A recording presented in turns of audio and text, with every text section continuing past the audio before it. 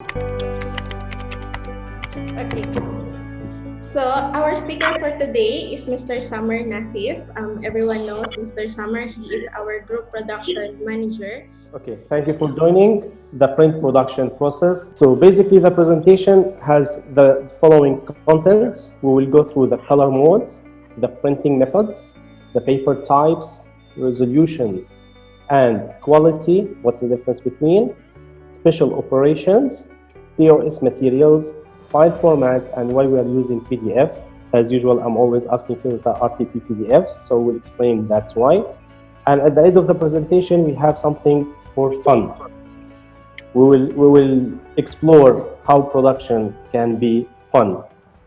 First, the color modes. Basically, the color modes are divided in three main categories: the RGB, the CMYK, and the Pantones. So anything you see on your own screen, on the TV, on your mobile screen, is go through the color mode of RGB, which is red, green, and blue. The RGB colors are additive colors, which means you have to add the whole colors to get the lighter modes. So if you add the 100% of each color, you will get the 100%. Why? That's why we call them the additive colors. The CMYK is related to printing, digital printing, offset printing, which we're gonna go through them later on in this presentation. And the CMYK colors are subtractive colors. So we have to subtract the colors to get the lighter mode, going to 0, 0, 0 for each one of those, the cyan, magenta, yellow, and black, to reach the white color. In many occasions, we will need, as ourselves or the clients, to get a certain color, and it's very difficult sometimes to reach this color through the CMYK printing mode. That's why there is a new color palette, which is the Pantone color palettes, that will get the exact color as per the numbers that we can reach and print. This Pantone colors can go in variety of metallic and exact shiny colors. This short video will explain more about the colors. There are two main color models used in design, RGB and CMYK, and it's important to know which to use and for what purpose. RGB stands for red, green, and blue, and is used for anything that is to be displayed on a monitor or screen, such as websites or videos. The very same screen you are watching this video on is most likely made up of millions of pixels. Each pixel is broken down into 3 subpixels that are either red, green, or blue. These subpixels are added in various combinations to make an array of different colors for the pixel. For instance, if the red and green subpixels are turned on all the way, the resulting pixel would be yellow. Or if the red pixel was dim and the blue pixel was on all the way, the resulting color would be purple. All 3 subpixels added together create white, which is why RGB is known as the additive color model. CMYK, on the other hand, is a subtractive color model and creates white by subtracting colors. CMYK stands for cyan, magenta, yellow, and key, which is black, and should be used for anything that is printed with ink. CMYK works by starting with a lighter page, usually white, and then layering each color together until the final image is produced. This image is made up of tiny dots of either cyan, magenta, yellow, or black. The bigger the dot, the more that color is represented, and the more colors that overlap, the darker the section of image will be. In addition to CMYK printing, you can also print with Pantone colors. These are specifically colored inks and are a more accurate way of achieving a desired color that CMYK cannot perfectly represent. Pantone colors can also include metallic inks that CMYK cannot produce. Our second in the category, which is the printing methods. Printing method can be divided in 3 main categories: digital printing, offset printing, and screen printing. And lately, the 3D printing as well, which started to take a leap in the market. So offset printing, why we call it offset printing? Usually when we deal with offset printing, we deal with plates, metal plates. Usually it's made from aluminum. So basically when we fix those plates on the cylinders in the machine, the ink will be catched through the plates, which will be passed to another rubber cylinder, offsetting these colors from one cylinder to another cylinder, then to pass it to the material that we be printed on. This shift is called offset, therefore they call it offset printing.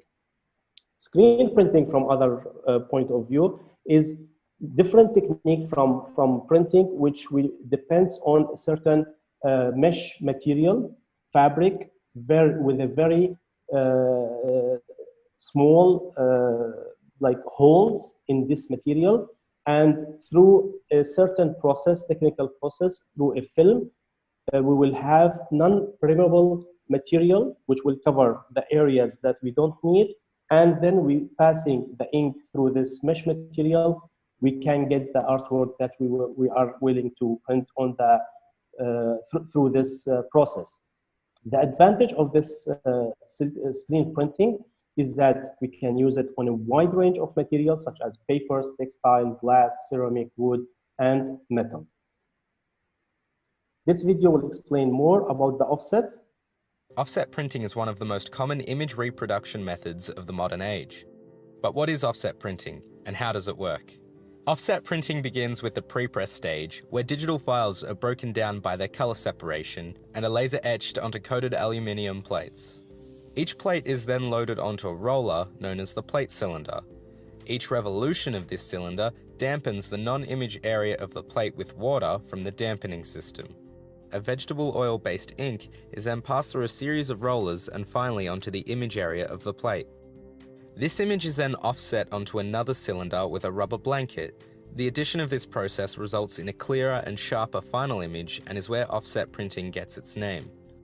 Paper is loaded into the start of the press and is separated by jets of air to ensure that only one piece travels at a time. The paper is passed between the blanket cylinder and the impression cylinder, where it receives the printed image before it's passed on to the next unit to receive the next color. After the page has traveled through each of the units, it is piled at the end of the press with a thin layer of powder separating each page so that the printed image can dry without marking the pages above and below. Offset printing is best suited for larger volume prints, as most of the cost is in the initial setup, and the price per print will fall as the quantity goes up. The last printing method that we will go through is digital printing. Digital printing is divided in two different technologies, which is the inkjet digital print and the laser digital print. The inkjet digital printing, which we can start with as example, the printer that you have at home, it can be inkjet printing, and it can be laser printing as well. The large format that we use in all our printing methods in like Salwa showroom or in Royal Plaza, we have wide range digital printing. Those digital printing, they use the liquid ink. That's why we call it inkjet. The ink will go through nozzles from the head to the material that we will be printing on. The laser printing is different from this method.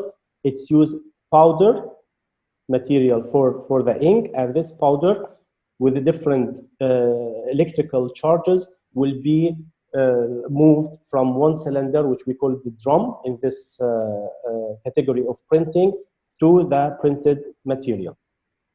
This video will explain the process or the mechanic of printing digitally, and this process is implemented on any digital printing laser digital printing machine, either the one is that you use it at home or the big professional one that we use it for mass quantities. To fully understand how technically complex color printing is, take a look at the electrophotographic process. The primary charge roller, or PCR, rotates next to the OPC drum and applies a negative charge to the surface of the OPC drum, which prepares it for the imaging process. The OPC drum is then exposed to a laser, which forms the image. This area is more positively charged than the areas not exposed to the laser. Toner is stirred in the hopper, and the toner adder roller collects the toner, moving it to the surface of the developer roller. The doctor blade then levels it to the precise height. As toner moves from component to component, it develops a negative charge, which is attracted to the more positively charged image on the OPC drum. The toner on the OPC drum is then transferred to the intermediate transfer belt. This process occurs within the 4 color cartridges in every laser printer.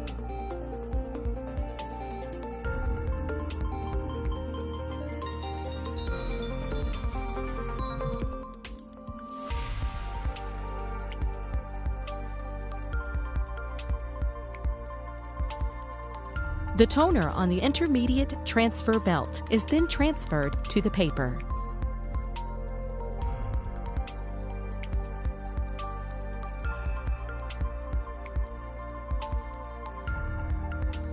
The paper with the toner then passes through the fusing assembly, where it is melted and fused to the paper.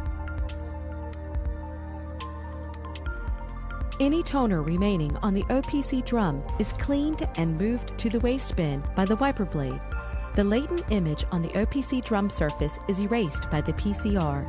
Excess toner not transferred to the OPC drum is scrubbed from the developer roller surface by the toner adder roller and returned to the toner hopper. Just to elaborate more on this video, they mentioned the OPC and the PCR. I know this is a very technical terms, but I just need to explain. Maybe someone of you is printing on the laser machine in his home and the paper jammed inside the printer itself. So when you open the printer to pull out the paper, you feel that the ink, it's like a powder and it's not sticking on the paper. The reason? Because the powder inside each cartridge of those cartridges is mixed with some wax material, special wax material mixed with this powder. So when the paper or this like artwork or photo or text will be placed through the process that we viewed in the video, will be placed on the paper, the last process is to go through the heat drum, which will melt the wax with the ink on the paper, and then you will get the paper with the artwork finally, and that's why you feel that the paper is hot when you get it out of the printer. The difference and the pros and cons between digital printing and the offset printing, we are mentioning the laser to compare it with the offset, as they both use the same material. So the digital printing is, the setup there is lower cost. The print, it's like the quantity doesn't matter. We can print one piece up to like 100 to 200, but it's not massive quantity. And the very important point, that the variable data capability, that we can add individual names, addresses, codes, and numbering on each one of them, which it will be difficult to do that in offset. Offset is suitable for large quantities. The more we print, the cheaper the single piece cost as a total quantity. And we can use a large variety of paper types in offset rather than that we do in digital. Yes, we can print in digital on various number of papers, but the thing is, with a textured paper, the digital printing might not succeed in some occasions. Plus, we can use special custom inks like Pantone colors, metallic colors, and this is not available still in the latest digital printing, which we might get it in the near future. And the highest possibility, the quality is higher and the details to color is much higher than digital. We will move to the third part, which is the paper types. The paper types are divided in 3 main categories: the uncoated paper, the coated papers, and the glossy paper. If you open any novel, any book, and you feel that paper inside the book, you feel that it's like a dry paper. This is the uncoated paper that will be used for the books usually, and for the short stories, bibliography. The coated paper, which has like a semi-shiny layer on top of the paper, and this is very suitable for images, photos, brochures, flyers, which we use it usually in digital and in offset, both together. And the glossy paper is the same as the coated, but with a very high like shiny surface which covering the paper fully, and it's also suitable for covers, photos, and colored material. The paper size as we use, this is a very general point to talk about. I'm sure everyone knows the paper sizes like A4, A3, A2. But the thing about this point, that the ratio that makes this paper different from other papers. The ratio, as we noticed, is 1 to root square 2, which is the same ratio for any paper of this series. Like the biggest paper size is A0. So if we divide A0 by a half, it will be A1 up to A7, which is usable in the market. And the ratio in all of these is the same wherever you go, bigger or smaller. There is another type of papers that is used globally, which is the US letter or letter US. It's totally different size from the A4, and it has different ratio. But globally in Europe and in our area, we use the A series. The paper weight. The paper weight is measured by grams per square meter, GSM. That's why when we print, I always ask about the grammage of the paper. Is it 170 GSM, 350 GSM for the covers? The thicker we go, the type of paper will be closer to card paper, which will be used for covers, not for the inside pages. We use this GSM in all kinds of papers. It doesn't go for a certain type or a certain texture or a certain coated or uncoated. It's the same for all. And if someone of you noticed on my desk, I have the same like mechanical machine which will weight the paper. We can easily weight the paper as the weight of the paper goes per square meter. So usually what we do, we cut 10 centimeters by 10 centimeters, which is 10% from the whole square meter, and we measure it based on this measure. And lately, definitely, there is a digital weight machine that we can cut also 10 by 10 centimeters and put it on the weight, and we can get the exact GSM for this type of paper. The paper thickness varies between 80 GSMs up to 400 GSMs. This is what we can use in the offset and in the digital machines. Some digital machines might not accept the 400 GSM, but lately they are increasing this, and we are able to print on the 400 GSM. There is another kind of paper which is thicker, which will go to the board or the card paper, and this will be used for the book covers, but it cannot be used by itself. It should be pasted by another type of paper to make the cover for any book. We'll talk about the resolution and the quality. Misunderstanding about resolution and quality. What's the difference between them? Resolution is simply the level of detail in any printed image. If we see those two images, it's the same shot for the same object, one in 300 dpi resolution and one within 75 dpi resolution. This is the difference between high resolution and low resolution. Resolution cannot be attached directly to quality because we have so many high resolution images, but they are low quality. The low quality can come from many different reasons, like shaky camera, out of focus, the image has been increased manually and kept the resolution at the same 300 dpi. Many like factors can occur this low quality of the image. So we should not always link between that. If the image is like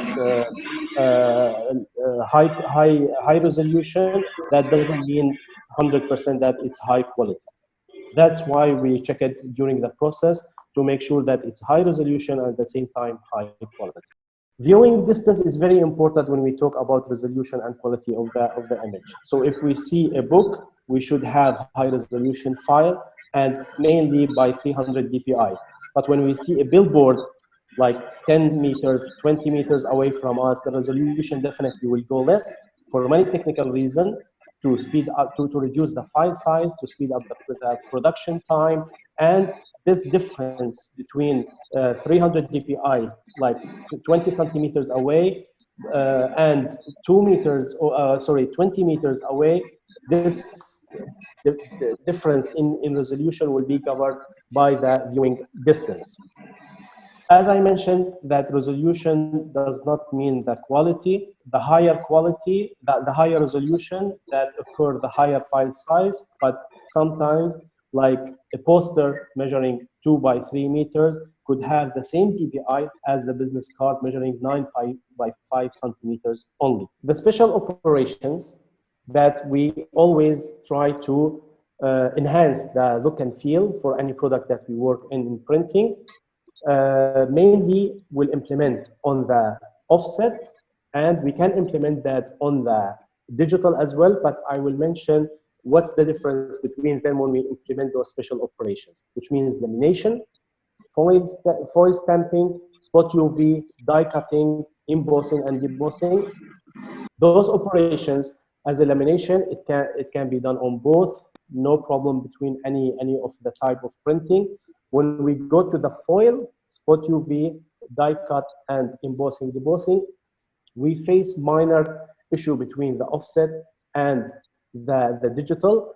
In offset, the registration of every single sheet that we are printing on is 100% duplicated from the previous one. So there is no misregistration at all. It's 100% registered. That's why when we implement the foil and we use the crop marks, the foil will cover the exact spot that we are looking for, same as the spot UV, and when we do the die cut and embossing and debossing. In digital, and this is like a technical issue that it's the mechanic of the machine will not allow to manage it 100%, which is the misregistration, because the paper is moving left and right when it comes out of the printer, and when it goes inside between the drums. So a slight movement left and right, which might be micromillimeter, which will occur misregistration. Even if we print on the same paper front and back, we are facing this issue, and this is global technical issue, which by enhancing all this technology might go to 99%. It will not cover the 100%, and this will occur in misregistration, the foil and the spot UV and the die cutting, embossing when we make those operations on digital, and we have higher waste percentage comparing to the offset. The binding, as everyone knows, we have the standard ones, the saddle stitch or stable stitching, perfect binding, wire binding, and screw pod binding. Those are the standards that we use it for books, brochures, mainly. And I would like also to mention one more point, that the lamination, we have glossy lamination and matte lamination. Those are the general one that we are using them. It's not only the use of the lamination, not only to enhance the look and feel. This is maybe the normal client who would look at the book and the end result, that he would see, okay, this is nicer as a matte, nicer as glossy. But for us as a technical people working in this industry, the lamination has a vital role to prevent the cracking of the paper when we do the binding for the books. So any cracking will happen. So this lamination will help to protect the paper from cracking when we do the creasing or the binding for the book. I know that we cannot go to Aldar at the moment, and we were planning before to have a site visit. So I will take you now in a virtual site visit to Aldar, and we can see how we can do the foiling on a material that we worked on before.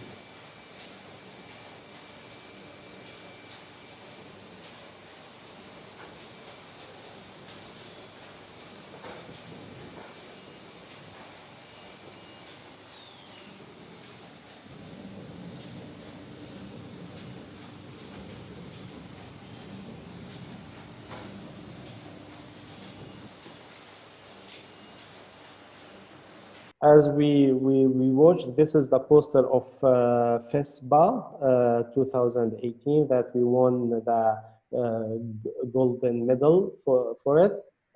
As you have noticed that this poster has many operations. You have the spot UV, the foil, the emboss, the special lamination, the die cut lamination that we created. And this poster went through 28 operations from what we mentioned as example in this part. POS material, the material that I'm sure everybody is familiar with. I'm just gonna go through them quickly. POS material stands for point of sales material. Those materials, we use them always for executing advertising campaign, exhibitions, and presentations. Some of the materials that we always use is wobbler. Well, the wobbler is the jumpy card with an information that you see it on the shelf and it moves. The shelf talker, which we see it in the malls under the shelf, that it will promote like a promotion or a sale or a discount. Promotional stands like the one in the screen, the Lipton one. Roll-ups, pop-ups, banners, posters, and acrylic stands. All those are POS materials, and that we are doing in-house. Why we use PDF? This is very important point. PDF files are ideal for sharing, and PDF, it stands for Portable Document Format, PDF. The unlimited capability and compatibility that between the Adobe package itself give a lot of strength to the Adobe Acrobat to generate those PDF files. Those PDF files got very familiar in all the other applications. You can export to PDF from many applications like Word, like Excel. Any of those applications use the PDF because it's a standard format. It can open on any gadget, on your laptop, mobile, iPad, and it's locked file, especially when you use it with a reader, Adobe Acrobat. So the changes there are minimum. The file is secured. That's why we always request for a PDF file to secure that the end results will be as expected, and no one can edit or modify the file.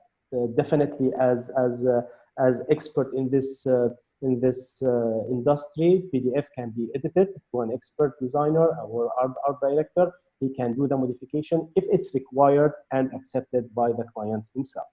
Now we come to the fun part. Production is a very detailed and very hectic sector in the marketing industry. I'm in love with this sector. It's my passion. I always, even with more pressure, I am more productive, but also production can be fun even for a normal person who's not in production on a daily basis. So I've created something for fun as we are all sitting at home in this quarantine, and it's good to link fun to our career and to our knowledge as well. So I hope you will enjoy this small activity that I'm gonna present to you. It's about design your own t-shirt or brand your own t-shirt at home with no technical material, with no technical machine, with no special paper. It's only what you have in your kitchen, actually. So let's have a look, and I hope you will enjoy. And now we come to the fun part. Who said production cannot be fun? Let's find out. So basically, to create our homemade branded t-shirt will require the following items. First of all, we require the t-shirt, calc paper or butter paper that's available in your own kitchen, transparent plastic bag, IKEA's example, or any other transparent plastic bag available at your home, like this one as example. Please don't try to use the transparent film as it's not gonna work. It has been tried before. We require as well scissors and the ironing tool. In addition to that, and mainly we require the photo that will be placed on the t-shirt. You can print this or your home printer and cut it to the size required. So the process will be as per the following steps. First of all, we have to insert the photo or the image that we have printed or we have it already inside the transparent bag. We'll insert it perfectly inside. Make sure that it fits. Even the bag is bigger than the image, that is not an issue, because at the end we're gonna use the scissors to cut. We'll start to cut the extra pieces of the plastic bag.